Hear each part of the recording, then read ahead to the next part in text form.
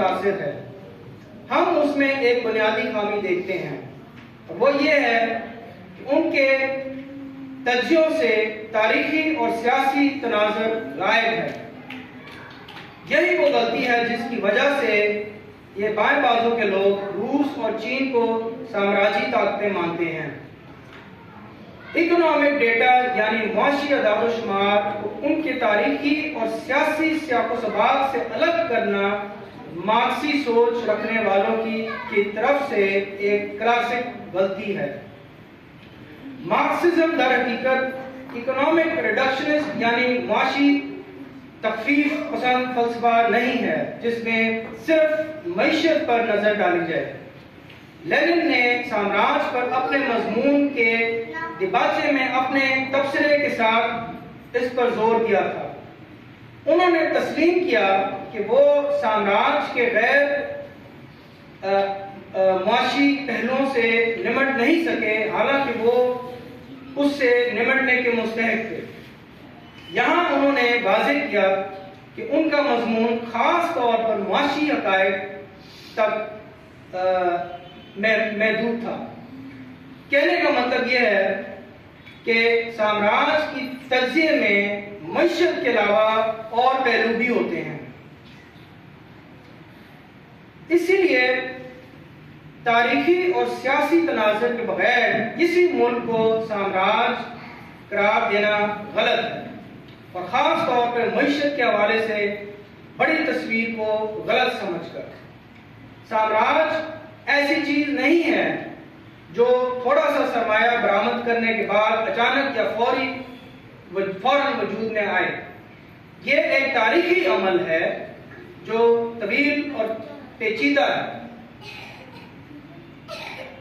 اس مثال کو لیں جس میں صرف اکنامک ڈیٹا پر غور کرنے کا مسئلہ واضح ہو جاتا ہے۔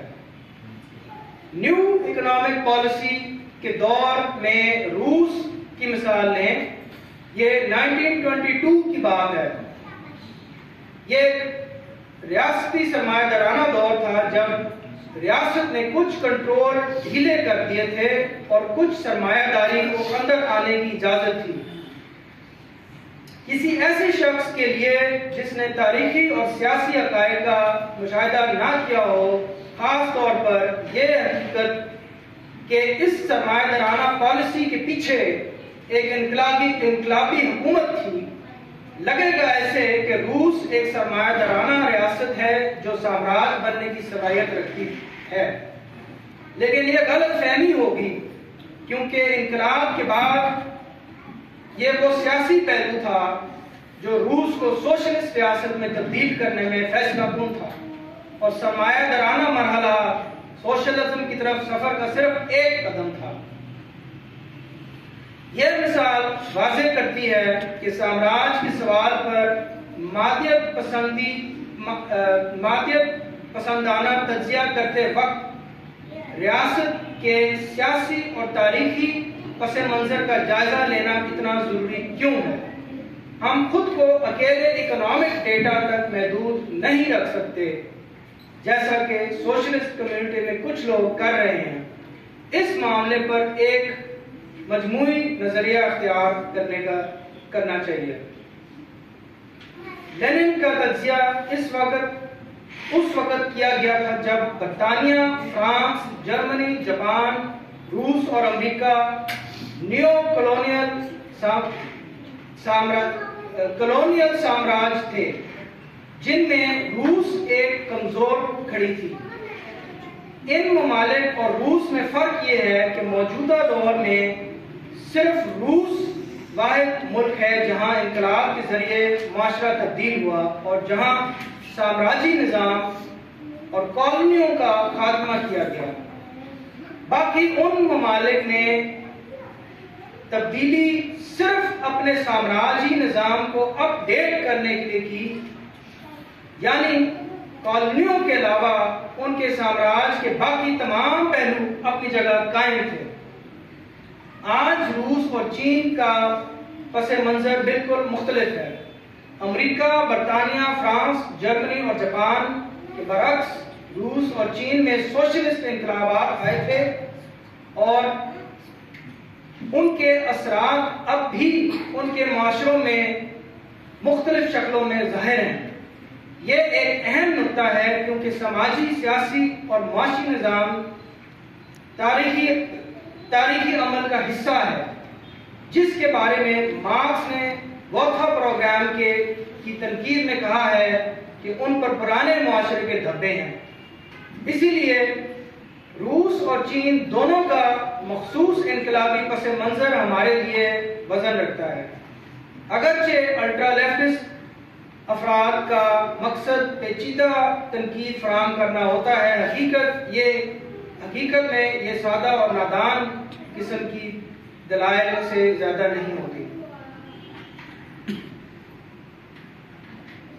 جیسا کہ ہم نے ابھی کہا، جب وہ روس کو سامراج کا لیبل لگاتے ہیں تو کچھ کا خیال ہے کہ وہ ایک مکمل اور پیچیدہ تجزیہ کے ساتھ ایسا کر رہے ہیں۔ تاہم مسئلہ یہ ہے کہ یہ نتیجہ مکمل تجزیے سے نہیں بلکہ اہم تفصیلات کو نظر انداز کر کے اور موضوع کو سادہ بنا کر اخذ کیا گیا ہے۔ یہ کوئی اتفاقی یا معمولی بات نہیں کہ آج روس کے خلاف عالمی طاقتوں کی دشمنی کی بنیاد یہ ہے کہ روس نے شاک تھراپی پرائیویٹائزیشن کو مکمل طور پر حاوی نہیں ہونے دیا تاکہ ملک تقسیم ہو جائے۔ سرمایہ داری کو مکمل طور پر ڈھیلا چھوڑنے سے دور روس نے اس پر قابو پا لیا اور بہت سے کنٹرول بحال کر دیے ہیں، جس سے ملک میں معاشی قوت کی کچھ جھلک نظر آنے لگ رہی ہے۔ اس حوالے سے حقائق سے اختلاف نہیں کیا جا سکتا۔ روس آج ایک اسٹیٹ کیپٹلسٹ معیشت ہے جس میں کل جی ڈی پی کا تقریباً 1/3 حصہ اسٹیٹ انٹرپرائزز کے ذریعے پیدا کیا جاتا ہے۔ اس کے علاوہ سوویت یونین کے زوال کے بعد روس خود کو ایک ایسی دنیا میں پاتا ہے جو مکمل طور پر سرمایہ دار نیٹو افواج کے رحم و کرم پر ہے۔ روس اب اپنے بائیں جانب دشمن ممالک سے کھڑا ہوا ہے جو پہلے سوشلسٹ ریاستوں کا برادرانہ اتحاد تھا۔ اس کو دیکھتے ہوئے یوکرین کا نیٹو کے ایک اور اڈے بن جانے کو روکنے کے لیے روس کا رد عمل کو ایک دفاعی اور پیشگی اقدام کے طور پر سمجھا جا سکتا ہے۔ روس کا رویہ دیگر معاملات میں پرامن رہا ہے سوائے اس کے جب اپنی سرحدوں پر براہ راست خطرات کا سامنا ہو۔ یہ نسبتاً پرامن انداز اس طرز عمل سے بالکل مختلف ہے جو ہم نے عام طور پر پچھلی دہائیوں میں نیٹو سے منسلک سامراجی ریاستوں سے دیکھا ہے۔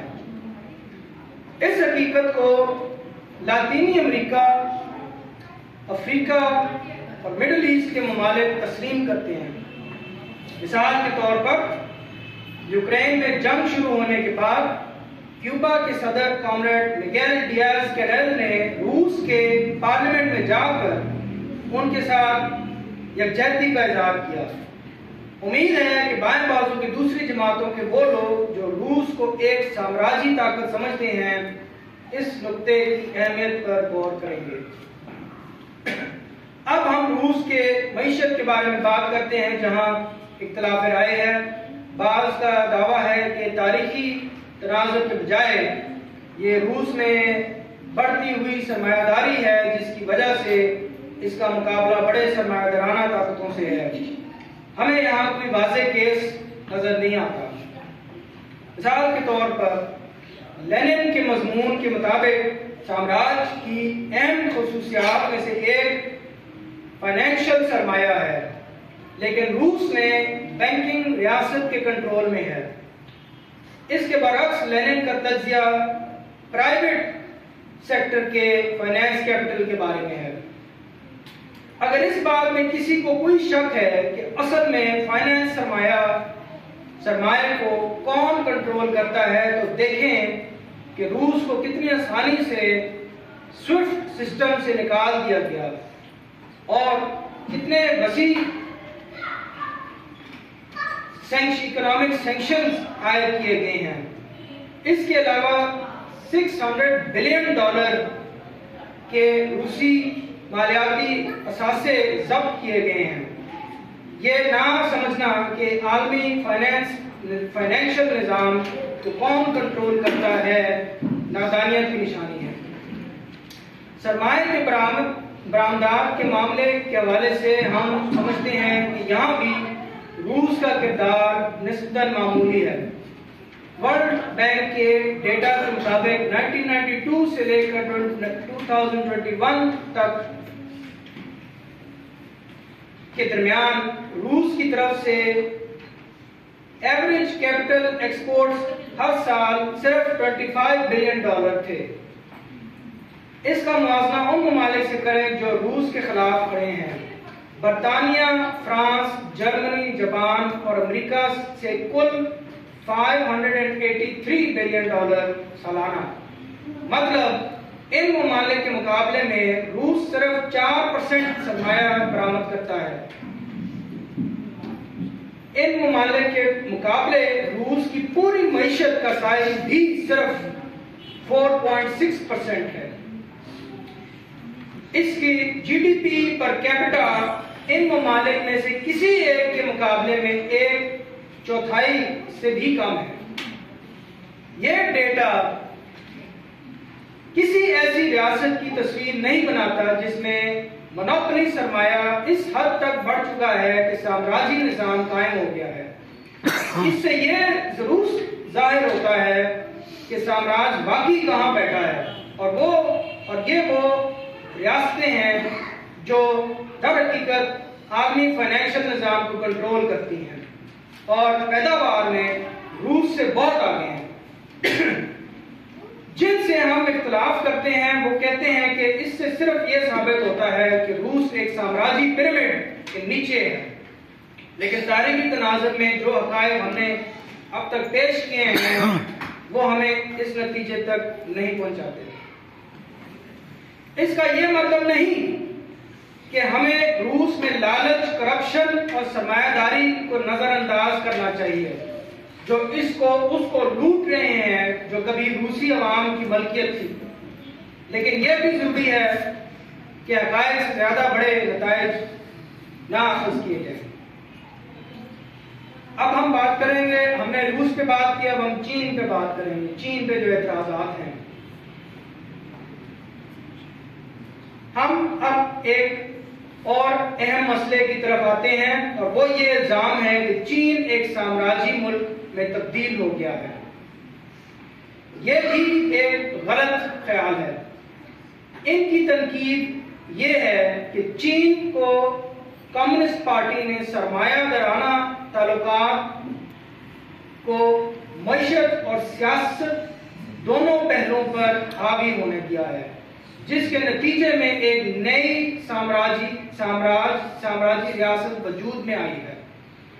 ہم ان خیالات کو انہی بنیادی وجوہات کی بنا پر غلط سمجھتے ہیں جو ہم نے اپنی گفتگو میں پہلے قائم کیے ہیں۔ کئی موقعوں پر لینن نے کہا تھا کہ سوشلسٹ معاشرے کی تعمیر کے عملی کام پچھلے دور کے مقابلے کئی گنا زیادہ مشکل ہوتے ہیں۔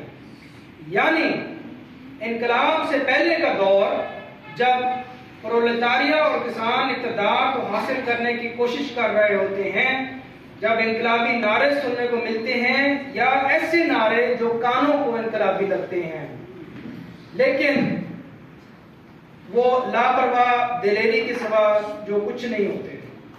لیکن اگر انقلابی پارٹی اقتدار حاصل کر لیتی ہے اور اس پر اپنی گرفت برقرار رکھتی ہے تو وہ جلد ہی جان لیتی ہے کہ ان کے نظریات اور اصولوں کو حقیقت کا سامنا کرنا پڑتا ہے۔